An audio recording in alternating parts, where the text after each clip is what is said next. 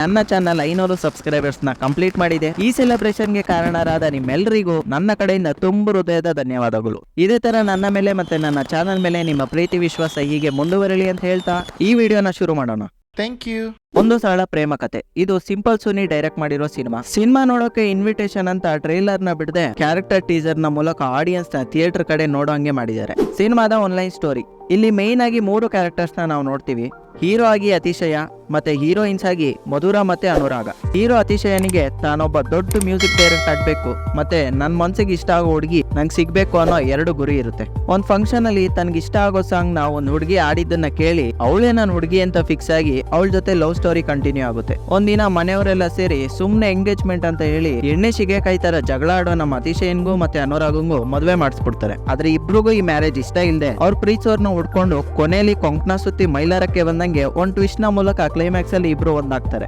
Casting list ಅಲ್ಲಿ main role ಅಲ್ಲಿ ಕಾಣಿಸ್ಕೊಳ್ಳೋದು ವಿನಯ್ ರಾಜ್ಕುಮಾರ್, ಮಲ್ಲಿಕಾ ಸಿಂಗ್, ಸ್ವತಿಷ್ಠ ಕೃಷ್ಣನ್, ಸಾಧು ಕೋಕಿಲ, ರಾಜೇಶ್ ಅವರು. ಸಿನಿಮಾದಲ್ಲಿ ನನ್ಗೆ ಇಷ್ಟ ಆಗಿದ್ದ ವಿಷಯ ಅಂದ್ರೆ ಮೊದಲನೇದಾಗಿ ಟ್ಯಾಗ್ಲೈನ್ ಇಷ್ಟ ಆಯ್ತು. ನಾವ್ ಇಷ್ಟಪಟ್ಟವ್ರ ಜೊತೆ ಬಾಳೋದ್ಕಿಂತ ನಮ್ಮನ್ನ ಇಷ್ಟಪಟ್ಟವ್ರ ಜೊತೆ ಬಾಳ್ಬೇಕು ಅನ್ನೋದು.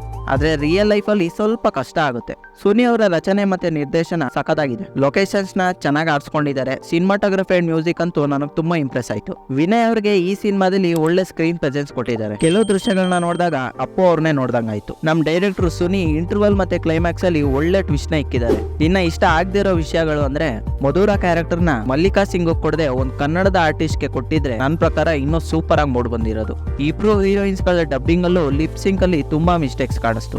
ಅತಿಶಯನ್ ಕ್ಯಾರೆಕ್ಟರ್ ಗೆ ವಿನಯ್ ಅವರ ಇನ್ವಾಲ್ವ್ಮೆಂಟ್ ಇನ್ನೊಂದು ಸ್ವಲ್ಪ ಕಡಿಮೆ ಆಯ್ತು ಅಂತ ಅನಿಸ್ತು. ಸೆಕೆಂಡ್ ಹಾಫ್ ಅಲ್ಲಿ ರಾಜಸ್ಥಾನ್, ಮುಂಬೈ ಅಂತ ಟ್ರಾವೆಲ್ ಮಾಡ್ತಾರೆ. ಅಲ್ಲಿ ಸಿನಿಮಾಗಿಂತ ನನಗೆ ಸಿನಿಮಾಟೋಗ್ರಫಿ ತುಂಬಾ ಇಷ್ಟ ಆಯ್ತು. ಆಮೇಲೆ ಕನ್ನಡ ಭಾಷೆ ಬಿಟ್ಟು ಹಿಂದಿ ಮತ್ತೆ ಇಂಗ್ಲಿಷ್ನೇ ಸ್ವಲ್ಪ ಜಾಸ್ತಿ ಕೇಳಿಸ್ಕೊಂತೀವಿ. ಫ್ಯಾಮಿಲಿಯಲ್ಲಿ ಅಜ್ಜಿ ಸೆಂಟಿಮೆಂಟ್ ನ ಇಕ್ಕಿದ್ದಾರೆ. ಅದು ನನಗೇನಷ್ಟು ಹಾರ್ಟ್ ಟಚಿಂಗ್ ಅನ್ಸ್ಲಿಲ್ಲ. ಸೊ ಇದಾಗಿತ್ತು ನನ್ನ ಪ್ರಕಾರ ಒಂದು ಸರಳ ಪ್ರೇಮ ಕಥೆ ಸಿನಿಮಾದ review. Cinema one time watch movie, family ಜೊತೆ ಕೂತು ನೋಡೋಂಥ ಸಿನಿಮಾ. ವೀಕೆಂಡ್ ಅಲ್ಲಿ ಫ್ರೀ ಇದ್ರೆ ನೋಡಿ ಅಂತ ಸಜೆಸ್ಟ್ ಮಾಡ್ತಾ ಈ ವಿಡಿಯೋನ ಇಲ್ಲಿಗೆ ಮುಗಿಸ್ತೀನಿ. ಸಿಗೋಣ ಮುಂದಿನ ವಿಡಿಯೋದಲ್ಲಿ.